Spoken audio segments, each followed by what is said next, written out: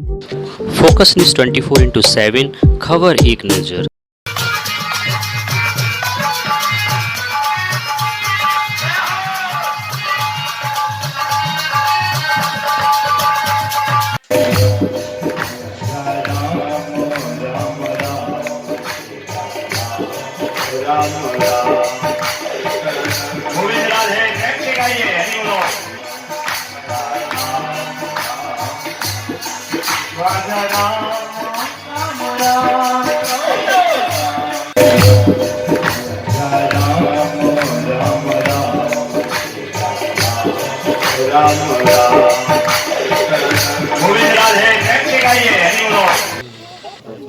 अरे आपको हम पहनाए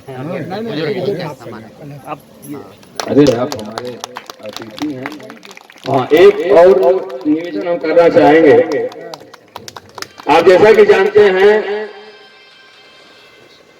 हमारा गांव युवाओं से भरा हुआ है, लेकिन थोड़ी गिलानी होती है, आपको नहीं कहना चाहिए, लेकिन एक चीज कहना है, कहें तो जरूर। आप व्यासपीठ एक छोटा सा संकेत दे रहा है। गहना सुंदर लगने के लिए नहीं पहना जाता।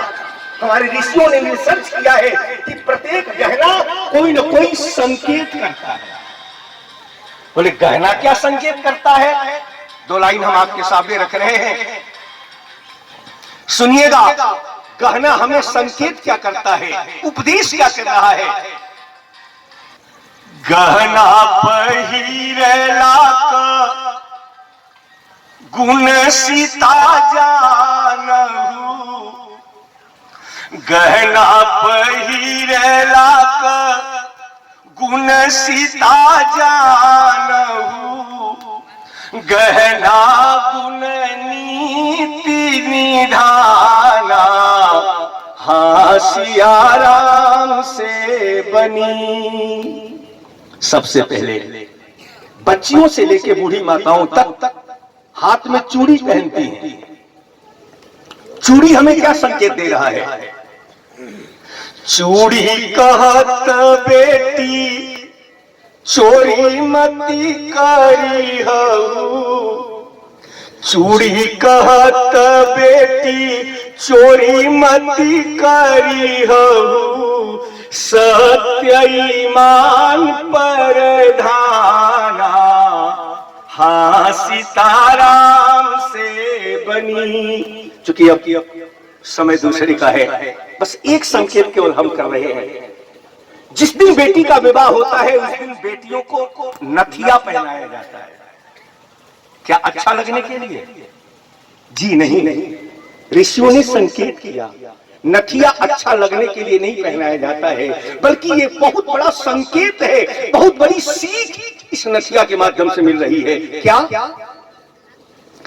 नथिया कहत अपने मन को तू नाथहु, नथिया कहत अपने मन को तू नाथहु, बहकन जाए मन मांगा, हाँ सीताराम से बनी। विवाह के पहले बेटी का स्वभाव जैसा भी रहा, लेकिन बेटी को आज नथिया पहना के संकेत किया जा रहा है। बेटी, तूने बाल्यकाल में जितनी भी गलतियां की हैं, तुम्हारे माता पिता ने उन गलतियों को अवॉइड कर दिया है, ध्यान नहीं दिया है, लेकिन आज के बाद जिस घर में तुम जा रही हो, कोई जरूरी नहीं है कि मिलने वाले सास ससुर तुम्हारे माता पिता जैसे ही व्यवहार करेंगे। इसलिए यहाँ से जब तुम्हारा कदम आगे बढ़ेगा तो धीरे धीरे तुम अपने मन को नाथना,